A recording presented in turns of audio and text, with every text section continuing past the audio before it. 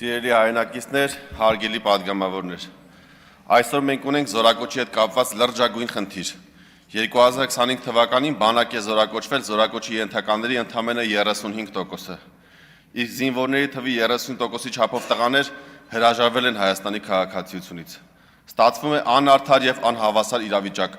Բանակից խուսափողները ավելի շատ են, քան ծառայողները։ Անարդարությունը շարունակվում է նաեւ ծառայությունից հետո, քանի որ ծառայողները հետագայում մասնակցում են նաեւ վարժական հավաքների, իսկ խուսափողները շարունակում են մնալ արտոնյալ կարգավիճակում։ Գործող օրենսդրությամբ ծառայությունից խուսափած եւ 27 տարին լրացած անձինք վճարում են 15 միլիոն դրամ։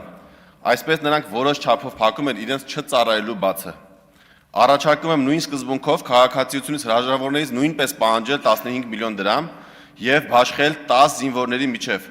ամեն մեկին տրամադրելով 1.5 միլիոն դրամ։ Առաջարկում եմ նաեւ տալ քաղաքացիությունից հրաժարվելուն այլընտրանք, վճարել նույն 15 միլիոն դրամը եւ ծառայել 1 ամիս։ Վստահ եմ, այս դեպքում քաղաքացիությունից հրաժարվողների թիվը բազմապատիկ կնվազի, կունենանք հավելյալ մի քանի հազար զինվոր, իսկ 1.5 տարի ծառայողները կստանան 1.5-ից 3 միլիոն դրամ։ Այս մեխանիզմը մեզ թույլ կտա. Առաջին, Հայաստան վերադարձնել 18-ից 26 տարեկան 4000-ից ավել հետախուզվող տղաների։ Երկրորդ, ամեն տարի ծառայության կբերենք գումար ծախսելով բանակից խուսափող հազարավոր քաղաքացիների։ Եվ երրորդ, ծառայությունը կդարձնենք գրավիչ եւ եկամտաբեր։ Գումարները կհոսեն ոչ թե Հայաստանից դուրս կամ կոռուպցիաներների գրպանները, այլ կտրամադրվեն ծառայող զինվորներին։ Եթե գործող օրենսդրությամբ 27 տարին լրացած տղաները կարող են վճարել 8 միլիոն դրամ եւ ծառայել 1 ամիս, ապա ինչու նման հնարավորություն չտալ 2 անգամ ավելի մեծ գումար վճարելու դեպքում 25 կամ 26 տարեկաններին։ Օրենքի ընդունմամբ կշահեն բոլորը՝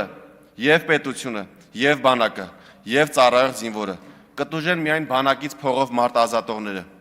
Սիրելի պատգամավորներ, խնդրում եմ ձեզ, հնարավորություն տվեք, որպեսզի նախագիծը քննարկվի լիագումար նիստերի դահլիճում։ Խոստանում եմ ընդունել բոլոր պետության համար շահավետ առաջարկները։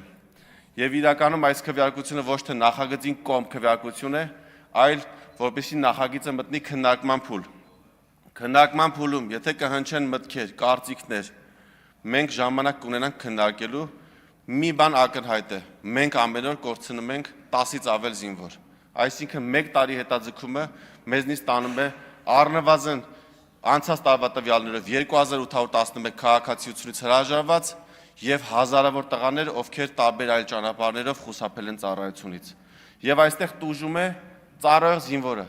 որովհետեւ ինչպես թվերն են ցույց տալիս, ծառայողները մի քանի անգամ ավելի քիչ են չծառայողներից։ Այս նախագիծը ծառայող զինվորների համար է։ Շնորհակալ եմ։